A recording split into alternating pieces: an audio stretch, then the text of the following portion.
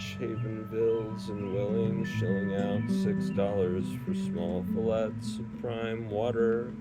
Skilled workers wrenching restrooms along the ways to another's payday. Poetry. Desperate gay sailors, no, salamanders, sardines, anchovies, retarded. Anyway, go in and create your own nebulae. And wow. Your room's clean, and God's there waiting for you.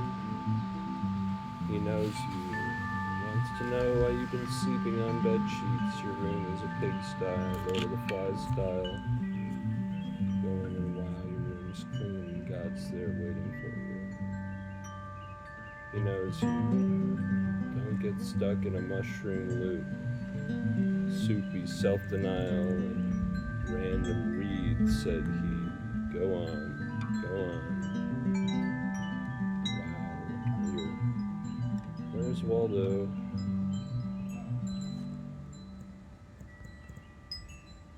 Your room's clean. God's there waiting for you. Don't start this again. I mean, seriously, don't start this again.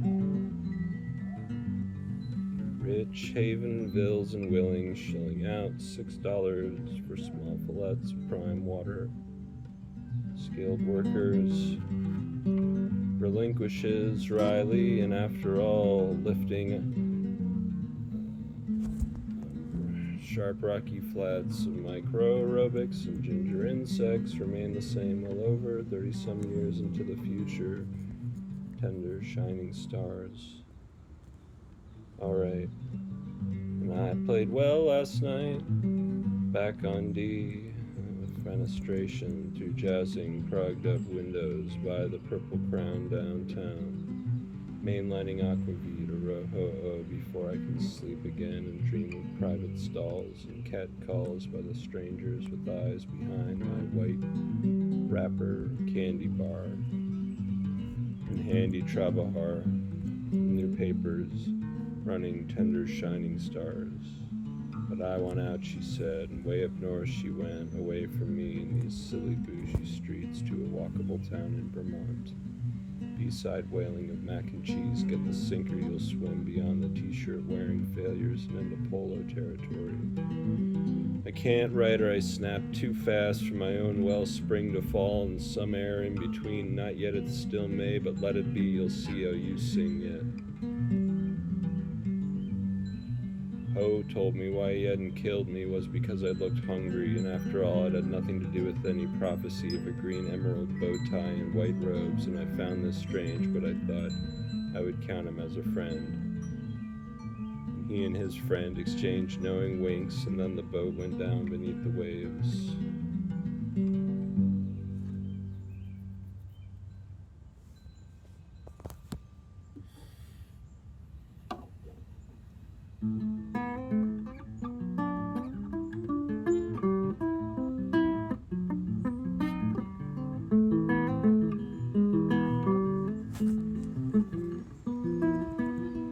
Really, I only see too deeply. I mean, neurotically, cyclically, and negatively, how to adjust. Perhaps even day is different, every day is different. There's a way in letting go, and I still cling to it.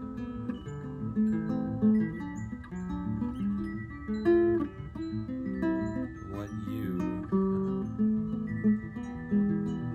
wrote work, painting needs work, but feels like it's ready for a change. I'll have to finish it soon, maybe work on it next week. Wild how this works, sometimes going slow.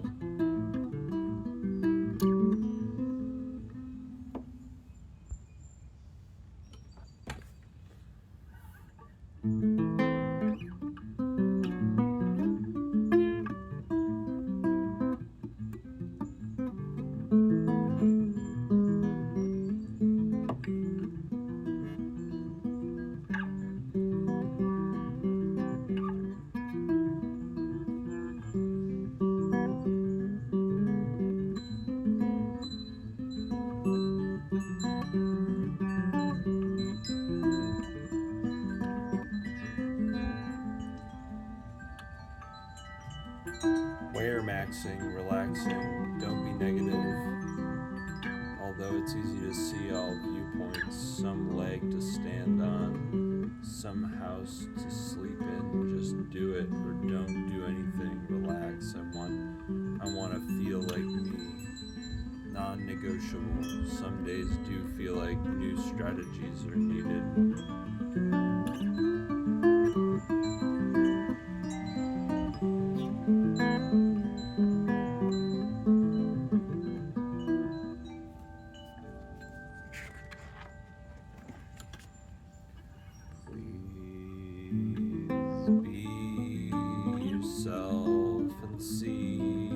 Guy, I wonder about the silence back and forth, speak my mind.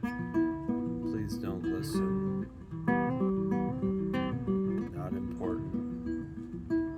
I'd be nice if you could not get mad at me for no reason.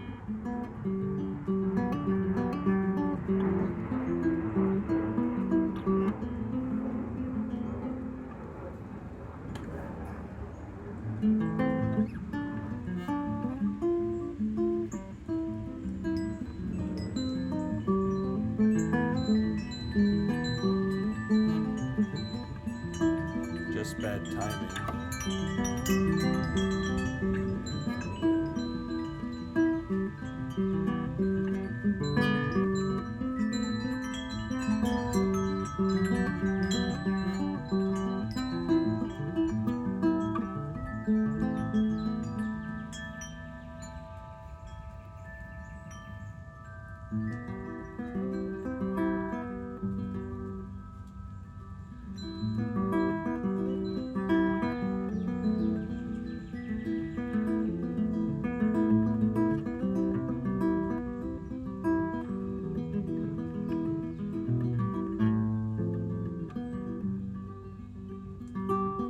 What do I say?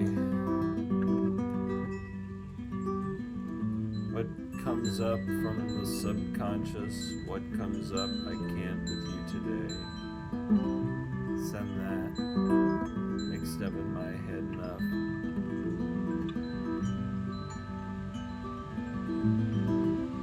I can't with you today, baby. I would never send that. Okay, you love her. Her. Send her that, okay? I love her though.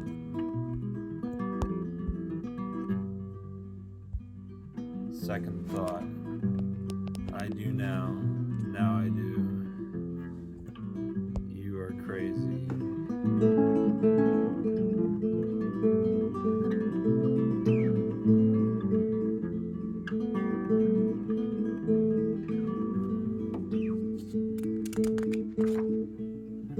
Always be writing words. It's the only way. Poet or bust. Bust a rhyme. Break dance, okay? The blues are all the same. You know you'll find me crying when I'm not sleeping. Anyway, what a long day. But it's okay, we're working again, and work is the only way. Enough of you now. Enough of you now. Over and over. Write that, please. Don't write that again. You're killing me. You're killing me. Don't do that. You aren't even here. You're killing me. Poker players try Texas Hold'em. Softly with your words. Bet the pot Softly with your words. You're an idiot now. Christ, are you stupid? Okay, now for now. You're an idiot. Figurines, romantic marine image source, Paris spleen. What do you mean? Go on, say the therapist, keep on, say to the student, will they, it's all the same, anyway, don't ask questions, I only have answers, this song again, Neil Young, something about a queen, Wreckage package. There was a fanfare blowing. Keep going. One day you'll write poetry. Okay, enough for now. Stay calm enough to make my own decisions. Also low-key poetry.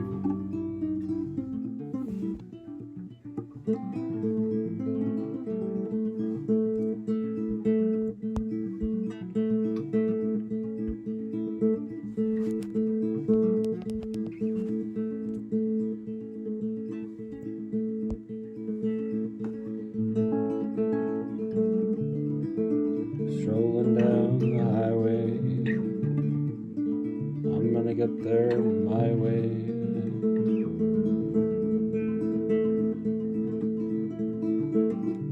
Strolling down the highway, I'm gonna get there my way.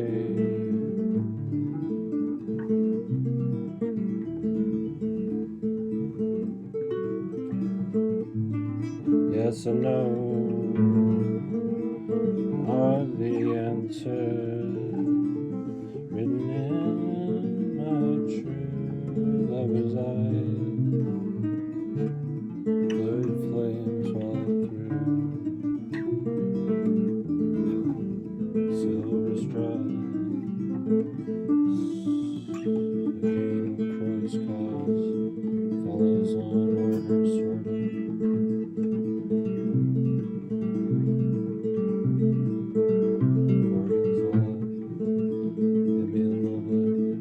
Paints a perfect picture. Older poker players try Texas Hold'em.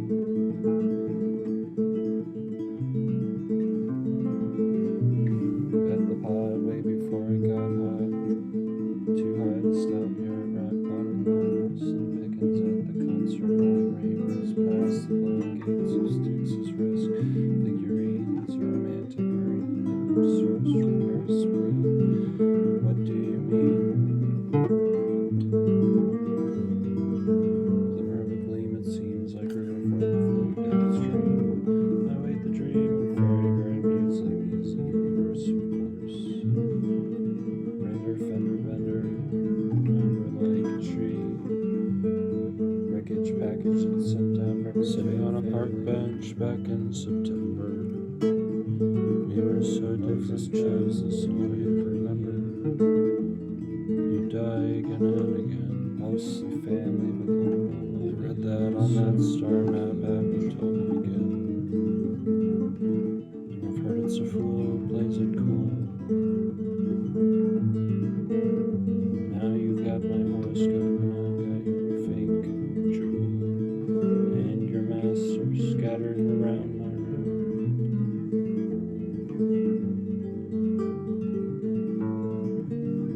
The horoscopes from the highway. See you again by the faces on my way.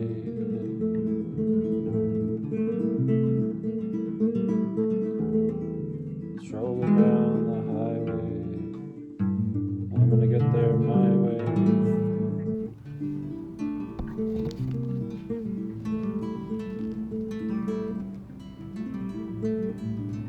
Yes and no are the answers written in my true lover's eyes.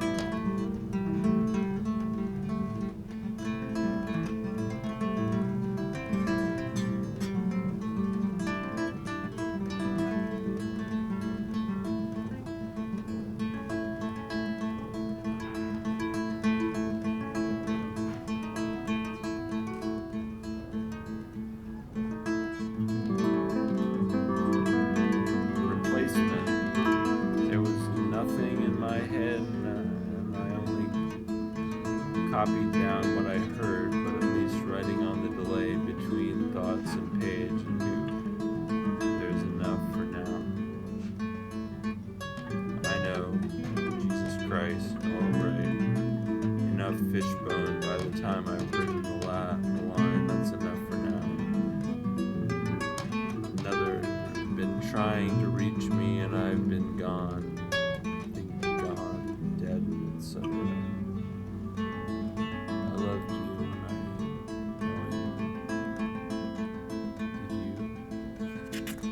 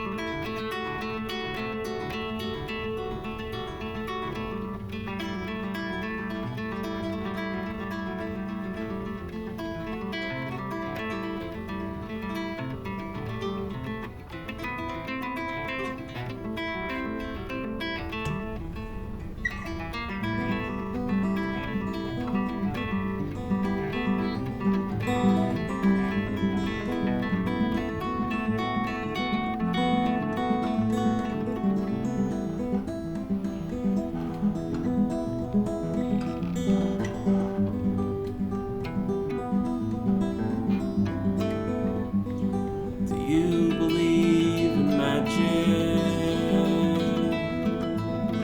Like I know you once did. Way back in grade school. Back when we were kids.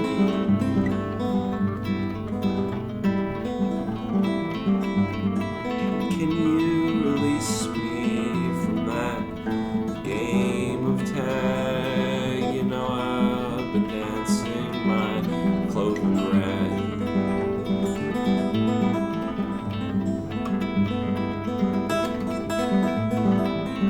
One night you were singing the most beautiful song about going down to the river. And would I come along? But do you remember the way that I fell all the way down to the bottom of the river? I just wish you well.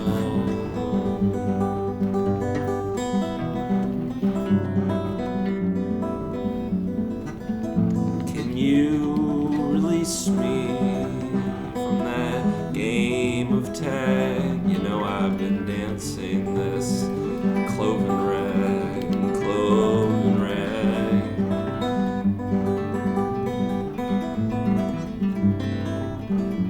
Can you forgive me for all of my faults? You know I've been dancing my cloven waltz. Can you forgive me for making my choice? I'm still in love with the memory of your singing voice. And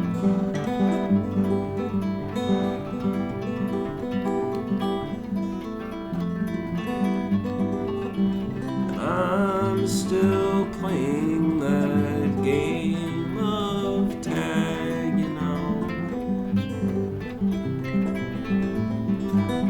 I've been dancing my cloven rag. Cloven rag, you know I've been dancing this cloven rag. Cloven rag.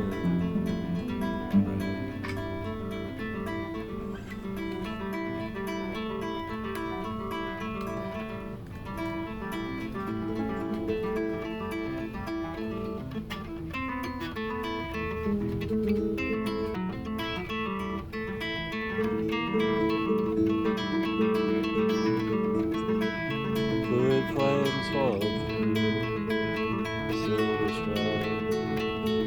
The game of crows calls follows on orders. Organs alive. Penny paints a perfect picture of older poker strides next to him at the pond before it got hot. Too high to stop or rock on. Figures at the concert road radios past the glowing gates of Styx's wrist figurine. A romantic green image sourced from Paris blue. But what do you mean?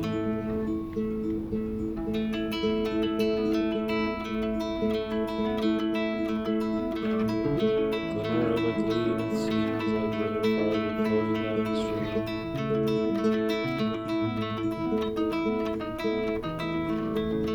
I await the dream of very, very easy universal course. Render, bender, bender, render, rounder, golden tree, wreckage package and sent downriver to her family. Wreckage package. Moses chose this. What did it bring me? Mostly family, but Lord Almighty also low-key poetry.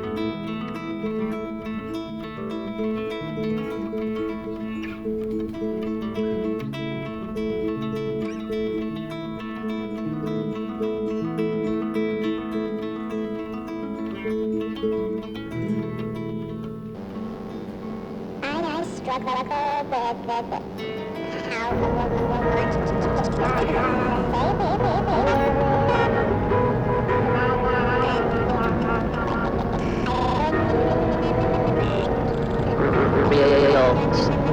studios because all the objects are so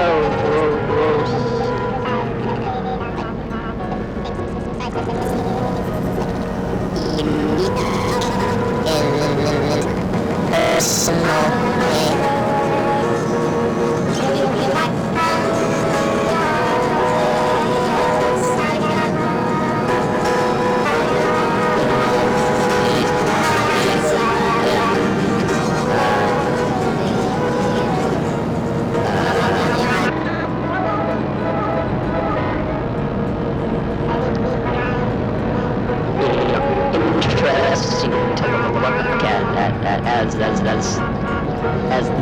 things. How you've arranged different photographs in out. Use different material royals.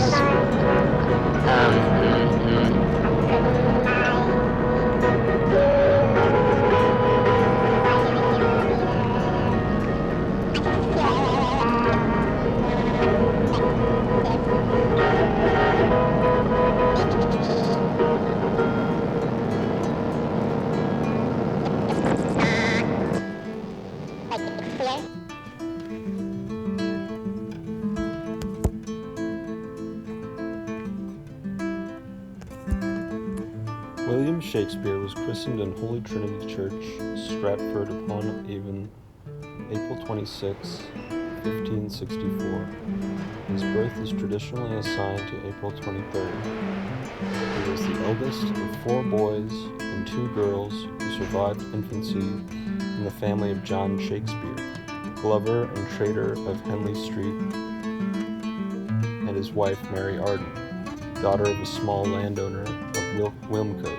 In 1568, John was elected bailiff, equivalent to mayor of Stratford. Having already filled the minor municipal offices, the town maintained for the sons of the burgesses of a free school, taught by a university graduate and offering preparation in Latin sufficient for university entrance.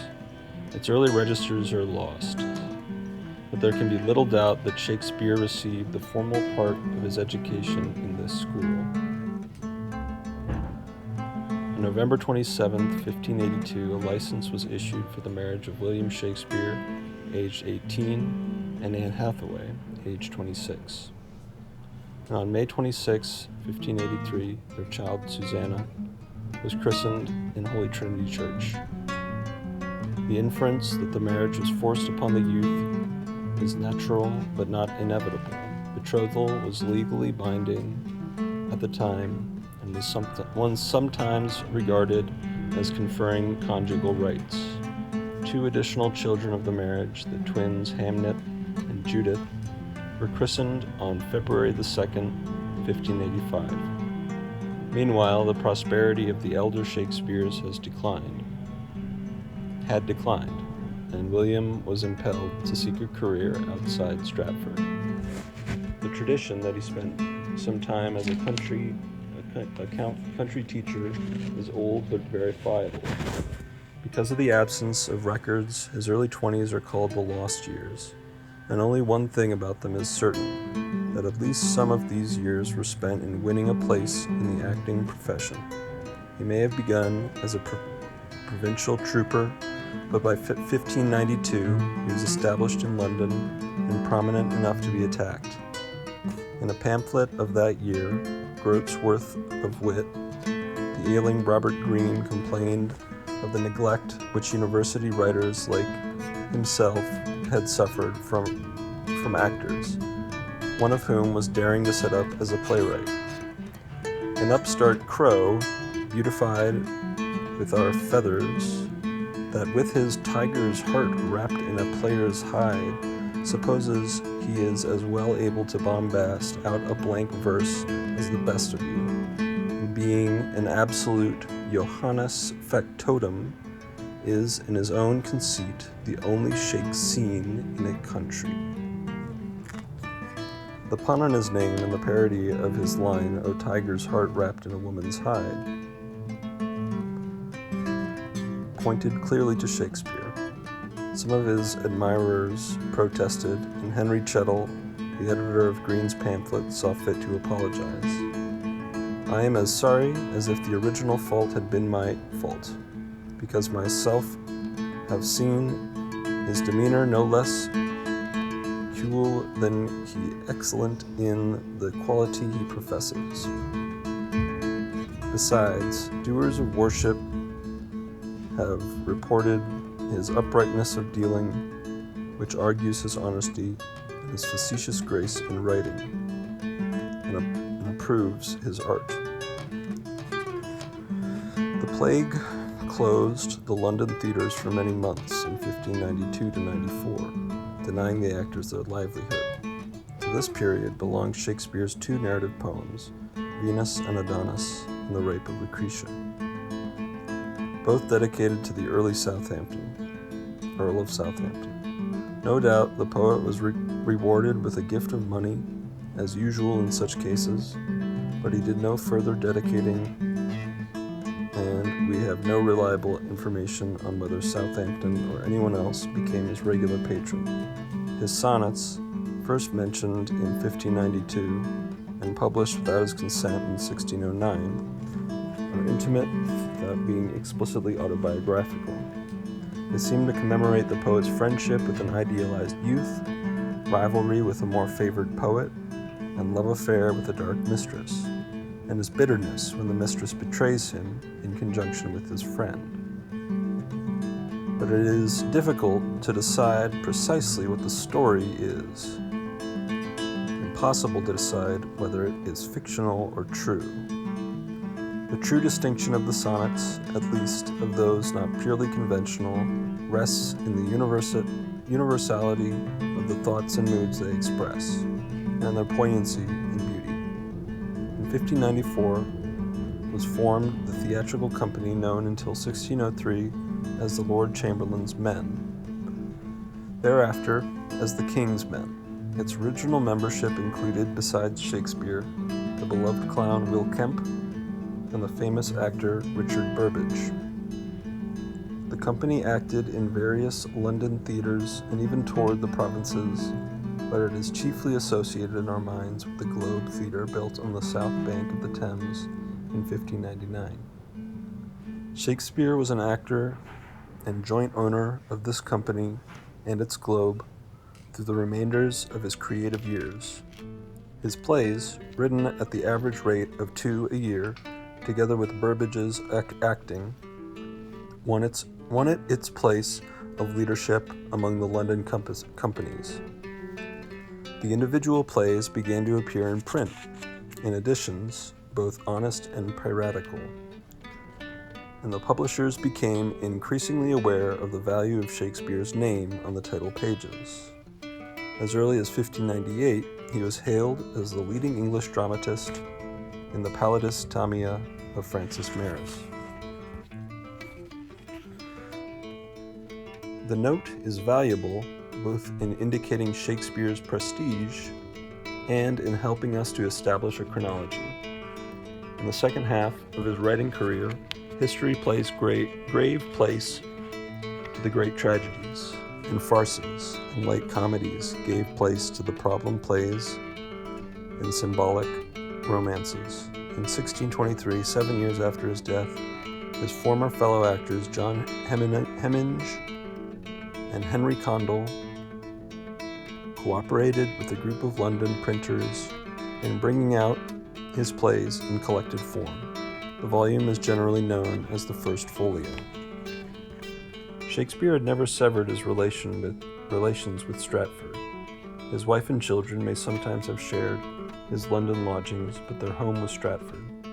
His son, Hamnet, was buried there in 1596, and his daughters Susanna and Judith were married there in 1607 and 1616 respectively. His father, for whom he had secured a coat of arms and thus the privilege of writing himself gentleman, died in 1601, his mother in 1608. His considerable earnings in London as actor-sharer, part owner of the Globe, and playwright were invested chiefly in Stratford property. In 1597 he purchased for £60 New Place, one of the two most imposing residencies in the town. A number of other business transactions, as well as minor episodes in his career, have left documentary records. By 1611 he was in a position to retire, and he seems gradually to have withdrawn from theatrical activity in order to live in Stratford. In March 1616, he made a will leaving token bequests to Burbage, Hemming, and Condell, but the bulk of his estate to his family. The most famous feature of the will, the bequest of the second best bed to his wife, reveals nothing about Shakespeare's marriage. The quaintness of the provision seems commonplace to those familiar with ancient testaments. Shakespeare died April 23, 1616, and was buried in the Stratford Church, where he had been christened. Within 7 years, a monument was erected to his memory on the north wall of the chancel. Its portrait bust and the Drousset engraving on the title page of the first folio provide the only likenesses with an established claim to authenticity. The best verbal vignette was written by his rival Ben Jonson, the more impressive for being embedded in a context mainly critical.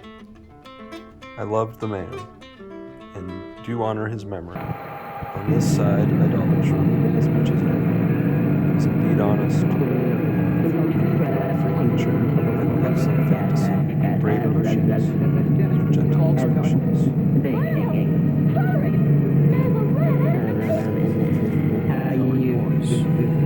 Smaller, let's see, the tact. How big are they really? They're all about the size of your smallest. Not I wish I were. Get them all on worms. Yes. Lazy bum.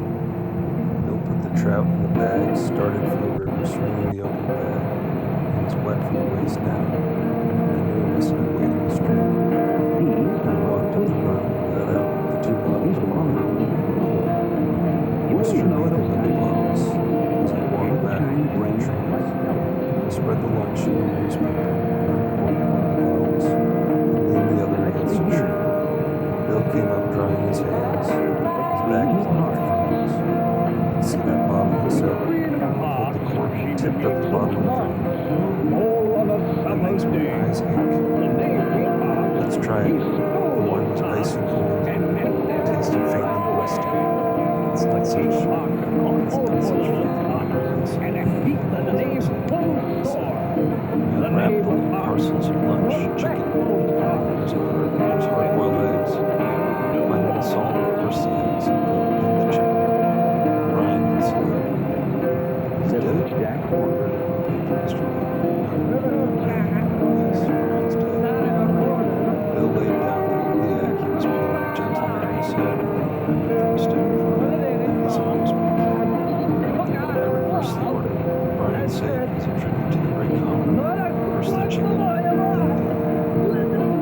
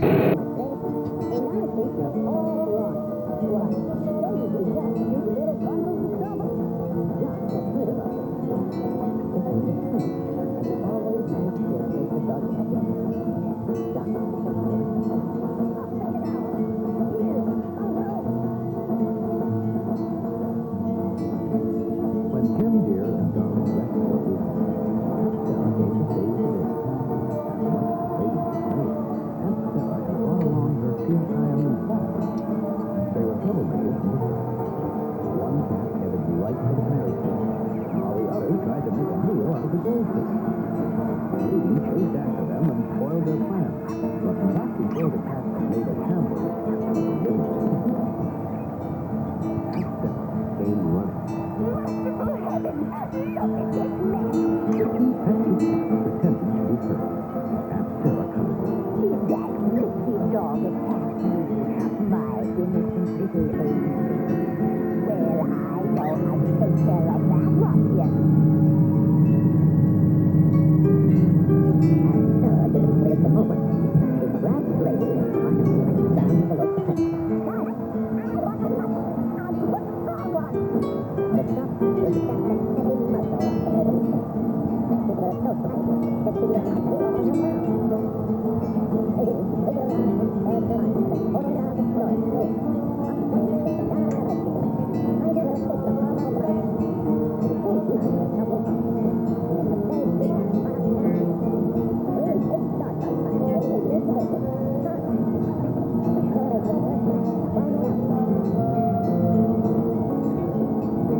After snarling dogs each close to the lady, another dog leaped to her rescue.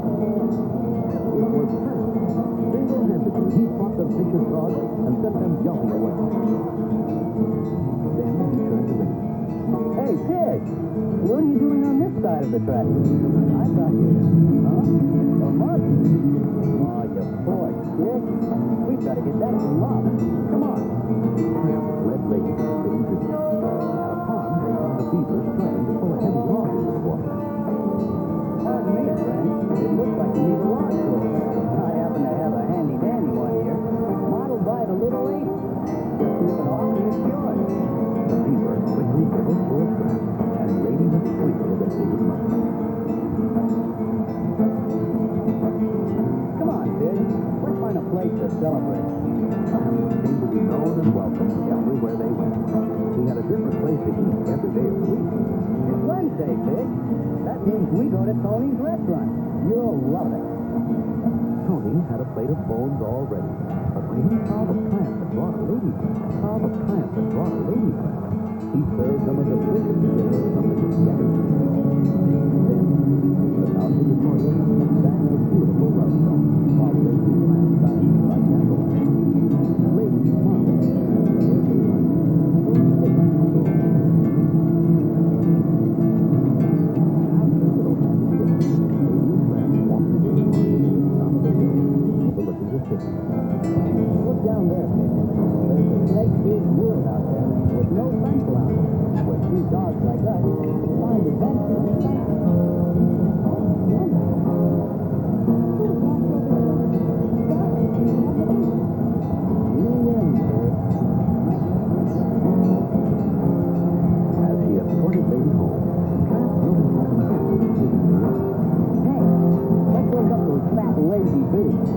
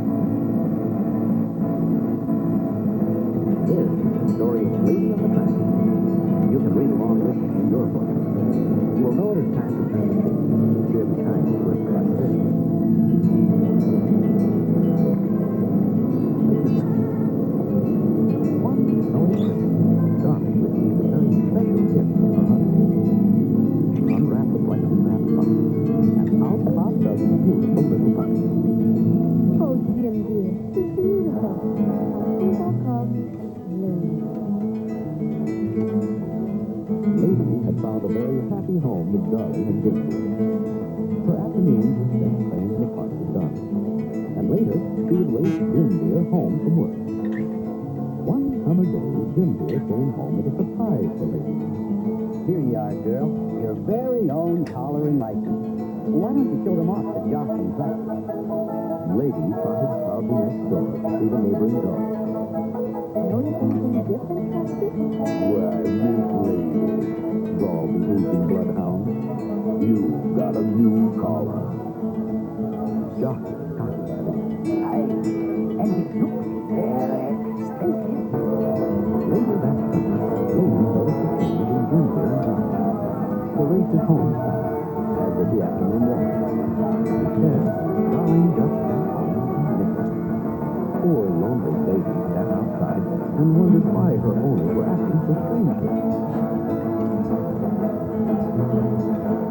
And the answer came a few weeks later. There was tremendous excitement in the house. Jim Dear happily telephoned his Aunt Sarah. It's here. And it's a baby. Oh, boy. I'm a daddy. Lady tiptoed upstairs and peeked carefully into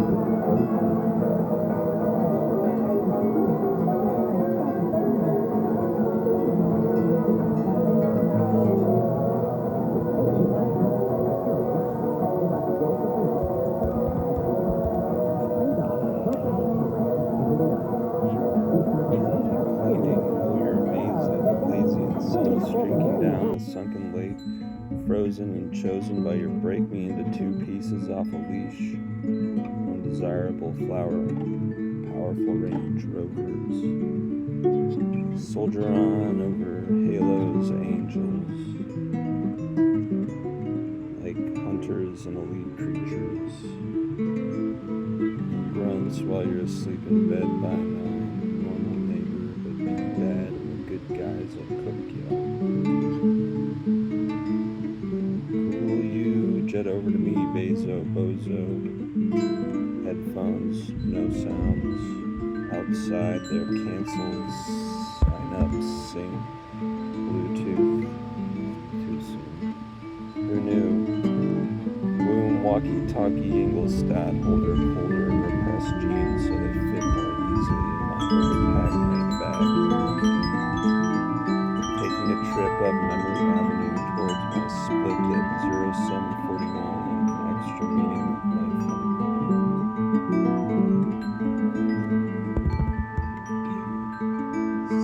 $7 banks require Patrick Late and his buddy the swinger to flip burgers. Every reference lost in the new generation. Season 7 with Cat Williams gone to heaven. Straight up came back, rocked the house, and then went to church for the second birth of his son. My worker is done. To the red crustacean. See, no one remembers. That's okay, but wait, what do we have now, sir? Her, marveling at their remakes, redone without the shakes. Big one burger, playing drums, zero-sum game waits for the Lakers to score a bucket by the buzzer. Silently tranquil monks rely on mathematical research in their perches high up on churches. Something about virgins.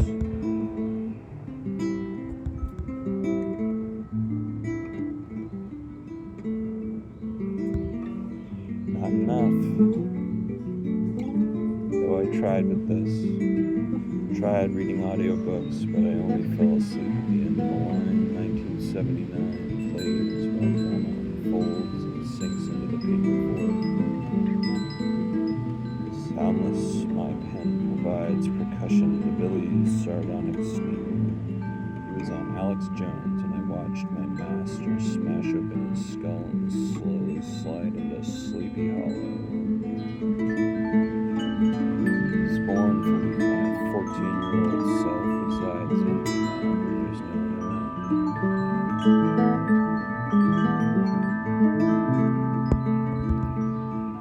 Sifting sand, sending packages through the mail room, back to the sea, where thousands of herring surge from the silt.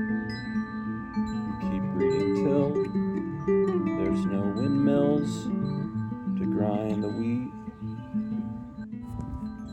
tortillas large enough to engorge on a fish taco.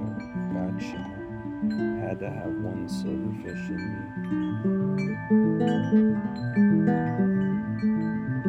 Hazelnuts and Raggedy Edmund rave like a leering satellite in the sky. Wow. Not gonna tell you. My God, I would have died in an intersex swim meet with some tiny female around a 6-foot bodybuilder. Trade you for a friend, I'll give you less to the T. You feel it out, don't fill it in. The inside out, lucky me. You're always right. Write less, read more.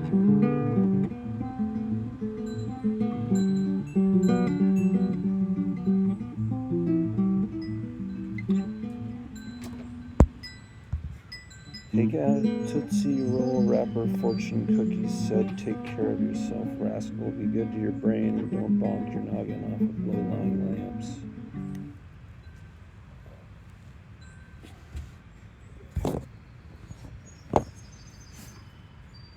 Okay. 9 o'clock. Okay, just go inside then.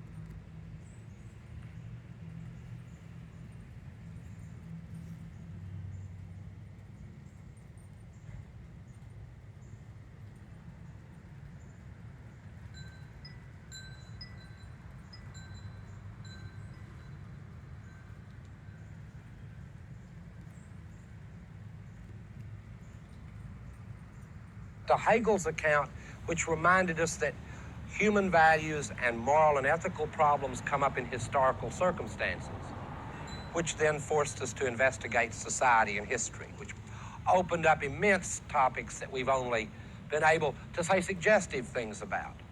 Those topics we've addressed through these second set of lectures today. We've tried to address a few of them.